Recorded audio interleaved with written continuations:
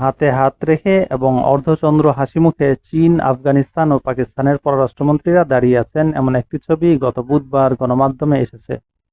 ছবিটি আফগানিস্তানের রাজধানী কাবুলে তিন দেশের তিন শীর্ষ কূটনীতিকের বৈঠক উপলক্ষে তোলা হয়েছে। চীনের পররাষ্ট্রমন্ত্রী ওয়াং ই, পাকিস্তানের পররাষ্ট্রমন্ত্রী ইসহাকদার ও আফগানিস্তানের তালেবান সরকারের পররাষ্ট্রমন্ত্রী আমির খান মুত্তাকি ১২ সপ্তাহের ব্যবধানে এ নিয়ে দ্বিতীয়বারের মতো দ্বিপক্ষীয় বৈঠকে অংশ নিলেন। গত মে মাসে তারা প্রথমবারের মতো বেইজিংয়ে বৈঠক করেছিলেন। মে মাসের বৈঠকের মধ্য দিয়ে পাকিস্তান ও আফগানিস্তানের মধ্যে দীর্ঘদিনের উত্তেজনা কমতে শুরু করে। প্রতিবেশী এ দুদেশের মধ্যে কূটনৈতিক সম্পর্ক পুনরায় স্বাভাবিক হওয়ার পথ খুলে যায়। তাছাড়া চীন-পাকিস্তান অর্থনৈতিক করিডোর সিপিইসি আফগানিস্তানে সম্প্রসারণের আলোচনার ক্ষেত্রও তৈরি হয়। সিপিইসি চীনের belt and road initiative BRI এর অংশ।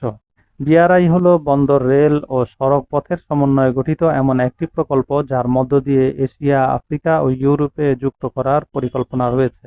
এই অঞ্চলে নিজের উপস্থিতি বাড়ানোর পরিকল্পনার অংশ হিসেবে পাকিস্তান ও আফগানিস্তানের মধ্যে শান্তি স্থাপনের চেষ্টা করছে চীন।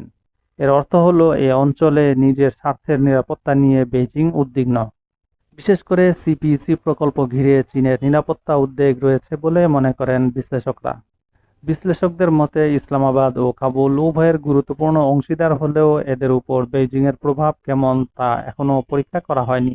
তাছাড়া একসময়ের গভীর বন্ধু হলেও বর্তমানে শত্রুতে পরিণত হওয়া পাকিস্তান ও তালেবানের মধ্যে আস্থা ফেরাতে চীন কতটুকু ঝুঁকি নেবে তাও অপরীক্ষিত রয়ে গেছে।